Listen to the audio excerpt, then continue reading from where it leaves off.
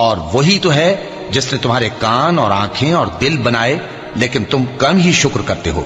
اور وہی تو ہے جس نے تم کو زمین میں پیدا کیا اور اسی کی طرف تم سب جمع ہو کر جاؤ گے۔ اور وہی ہے جو زندگی بخشتا اور موت دیتا ہے، اور رات اور دن کا بدلتے رہنا اسی کا تصرف ہے۔ کیا تم سمجھتے نہیں؟ بات یہ ہے کہ جو بات اگلے کافر کہتے تھے اسی طرح کی بات یہ کہتے ہیں کہ جب ہم مر جائیں گے اور مٹی ہو جائیں گے اور ہڈیوں کے سوا کچھ نہ رہے گا تو کیا ہم پھر اٹھائے جائیں گے؟